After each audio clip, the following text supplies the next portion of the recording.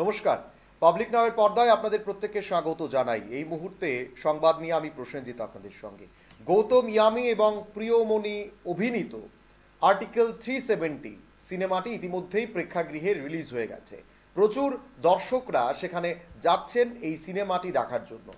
Article 370 আপনারা ইতিমধ্যেই জানেন, দেশের সরকার 2019 সালে একটি বিল অর্থাৎ একটি অ্যাক্টের মাধ্যমে এই আর্টিকেল 370 যেটা কাশ্মীরে লাগু ছিল, অর্থাৎ স্বায়ত্ত শাসন বা বলা চলে জন্মভূমির অভ্যন্তর এবং বাইরে এই দিনটি খুবই গুরুত্বপূর্ণ ছিল। এই যে জম্মু ও কাশ্মীরের জন্য বিশেষ মর্যাদা বা স্বায়ত্ত শাসন বিলুপ্ত করে যা ভারতীয় সংবিধানের 370 অনুচ্ছেদের অধীনে তাদের মঞ্জুর করা হয়েছিল, এই পদক্ষেপ দেশের কিছু অঞ্চলে আনন্দের উদযাপন থেকে শুরু করে কিছু অঞ্চলে ভয়ঙ্কর অশান্তিও হয়েছিল। কিন্তু এই গোটা বিষয়টিকে নিয়ে একটা ছবি মুক্তি পায় এবং যার অভিনয় করেন ইয়ামি গৌতম এবং প্রিয়মণি অভিনীত সদ্য এই মুক্তি পেয়েছে অ্যাকশন ড্রামা ঘরানার আর্টিকেল 370 ছবিতে ভারতের সেই ঐতিহাসিক সময়ের অধ্যায়গুলিকে একেবারে ক্যামেরাবন্দি করা হয়েছে, সেগুলিকে অভিনীত করে সেগুলোকে ফুটিয়ে তোলা হয়েছে।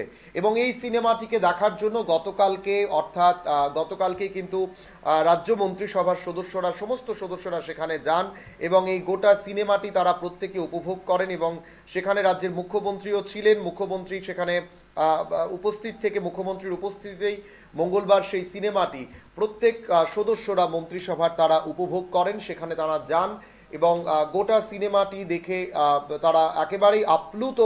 অনেকেই বলছেন যে একেবারে আসল ছবিটা সেখানে তুলে ধরা হয়েছে। 370 থাকাকালীন কাশ্মীরে কি ধরনের অত্যাচার হতো কাশ্মীরের সাধারণ মানুষের মধ্যে, এক দেশের রাজ্য হওয়া সত্ত্বেও কিভাবে সেখানে একটা অন্য শাসন চলতো তা এই ছবিতে তুলে ধরা হয়েছে। কি বলেছেন সিনেমাটি দেখার পর মুখ্যমন্ত্রী হল থেকে বেরিয়ে এসে এবং অন্যান্য মন্ত্রীরাও সেখানে ছিলেন, তাদের কি বক্তব্য, মুখ্যমন্ত্রীর বক্তব্য আমরা শুনব। ভালো লাগলো না?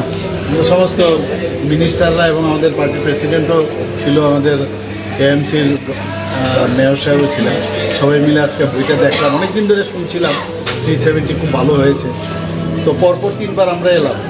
মানে এর আগে কিছুদিন আগে আমরা কাশ্মীর ফাইল দেখলাম, এরপর দেখলাম আমরা কেরালা স্টোরি, আজকে দেখলাম 370।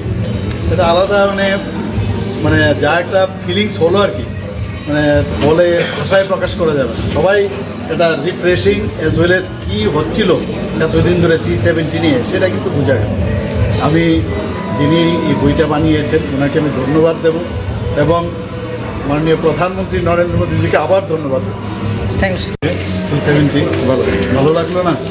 সমস্ত মিনিস্টাররা এবং আমাদের পার্টির প্রেসিডেন্টও ছিল, আমাদের এএমসির মেয়র সাহেবও ছিলেন, সবাই মিলে আজকে বইটা দেখলাম। অনেকদিন ধরে শুনছিলাম 370 খুব ভালো, তো পরপর 3বার আমরা এলাম।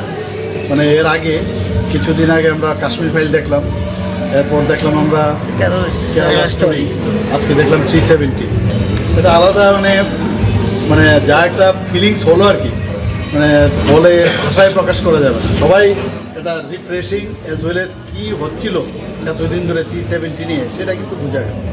আমি যিনি এই বইটা বানিয়েছেন ওনাকে আমি ধন্যবাদ দেব এবং আপনারা শুনছিলেন মুখ্যমন্ত্রীর বক্তব্য। একেবারে কিছুদিন আগেই কাশ্মীর ফাইলস রিলিজ হয়েছিল এবং কাশ্মীর ফাইলস দেখার জন্য রাজ্য মন্ত্রিসভার সমস্ত সদস্যরা সেখানে যান এবং তারা একসঙ্গে বসে সিনেমাটি উপভোগ করেন এবং গতকাল অর্থাৎ মঙ্গলবারে 370 মুভিটিও তারা একেবারে প্রত্যেকে মন্ত্রিসভার সমস্ত সদস্যরা সেখানে বসেন এবং তারা প্রত্যেকে এই সিনেমাটি উপভোগ করেন।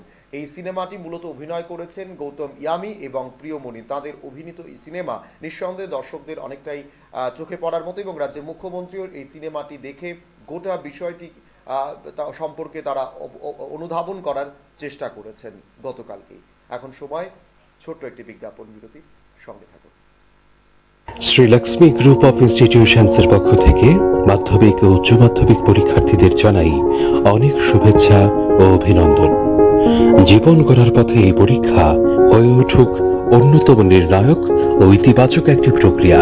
শুভেচ্ছান্তে শ্রীলক্ষ্মী গ্রুপ অফ ইনস্টিটিউশনস, যোগাযোগ 9066776746।